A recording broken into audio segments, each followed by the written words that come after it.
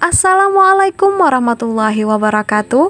Remaja soleh kelas 7C, bagaimana kabar kalian pada hari ini? Kali ini kita akan mempelajari lanjutan materi dari bab ketiga, yaitu seni tari. Minggu lalu kita telah belajar tentang elemen gerak tari. Kali ini kita akan mempelajari tentang unsur dalam tarian. Tujuan pembelajaran kita pada hari ini ada dua. Yang pertama, siswa mampu memahami unsur dalam tarian, dan yang kedua, siswa mampu memahami jenis tarian berdasarkan ruang, waktu, dan tenaga. Bagaimanakah penjelasan materinya? Mari kita simak berikut ini. Unsur dalam tari dan latihan memperagakan gerak tarian. Suatu gerakan tidak dapat dikatakan sebagai seni tari apabila tidak memiliki unsur di dalamnya. Apa sajakah unsur dalam tarian? Mari kita simak penjelasan berikut. Unsur dalam tari ada dua. Yang pertama adalah unsur utama, dan yang kedua adalah unsur pendukung. Mari kita lihat. Dalam sebuah tarian, ada beberapa unsur utama. Yang pertama adalah wiraga, yang kedua adalah wirama, dan yang ketiga adalah wirasa. Wiraga atau raga merupakan suatu unsur yang menunjukkan gerakan badan atau raga seorang penari. Ini merupakan unsur yang paling penting karena elemen dasar dalam tari adalah gerakan. Yang kedua adalah wirama.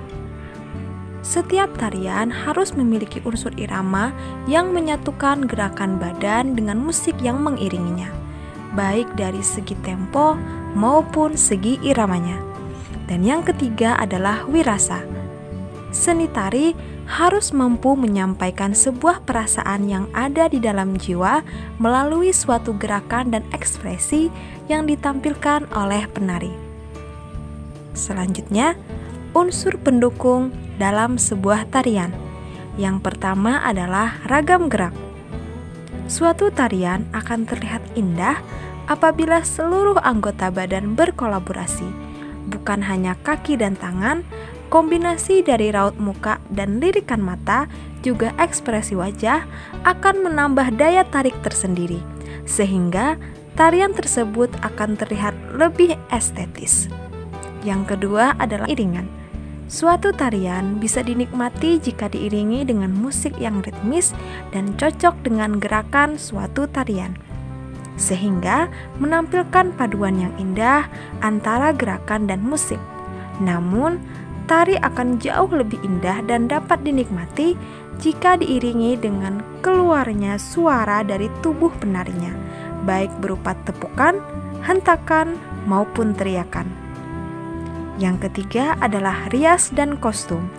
Suatu tarian tidak akan lengkap jika tidak memenuhi semua unsur, begitu juga dengan unsur rias dan kostum.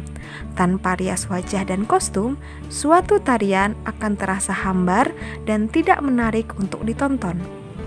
Dan yang terakhir adalah pola lantai atau blocking. Suatu tarian akan terlihat lebih berseni ketika memiliki pola lantai yang indah.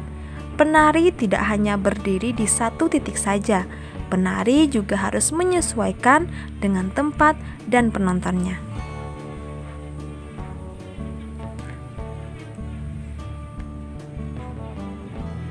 Selanjutnya, latihan memperagakan gerak tari berdasarkan ruang, waktu, dan tenaga.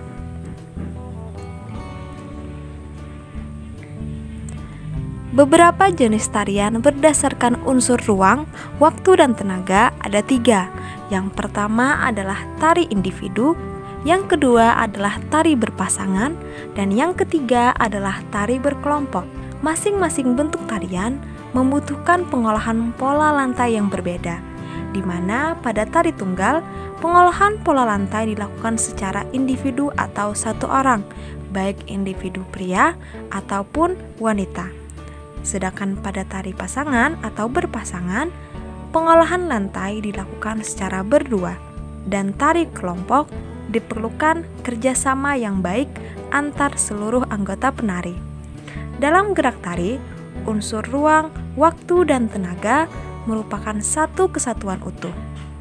Ketika seseorang melakukan gerakan, berarti telah membentuk ruang, memerlukan waktu, serta memerlukan tenaga.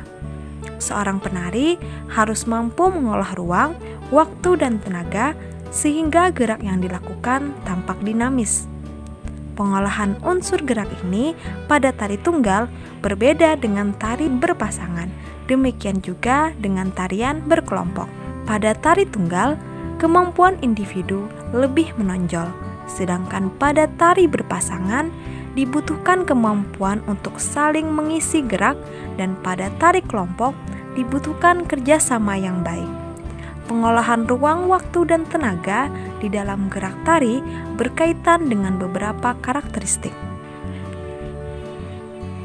Berikut beberapa karakteristik gerak dalam ruang, waktu, dan tenaga, yaitu 1.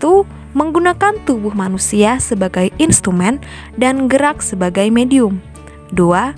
Terkait dengan ruang, waktu, dan aliran. Yang ketiga, terkait dengan ritme. Yang keempat, mempunyai bentuk dan gaya. Yang kelima, alat komunikasi nonverbal. Yang keenam, mengungkapkan emosi atau perasaan manusia. Dan yang ketujuh, terkait dengan budaya.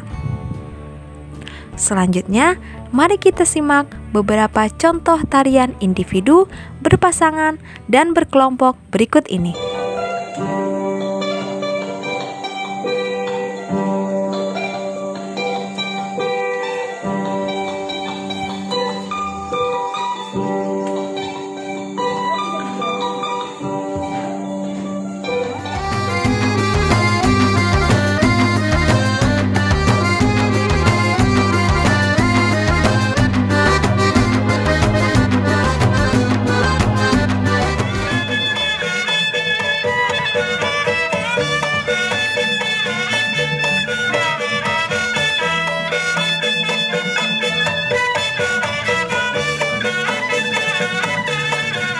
Bagaimana dengan penjelasan tadi? Apakah sudah bisa kalian pahami apa saja unsur dalam tari dan apa saja jenis tarian berdasarkan ruang, waktu, dan tenaga? Sampai di sini dulu ya pembelajaran kita kali ini. Sampai bertemu pada pertemuan selanjutnya. Wassalamualaikum warahmatullahi wabarakatuh.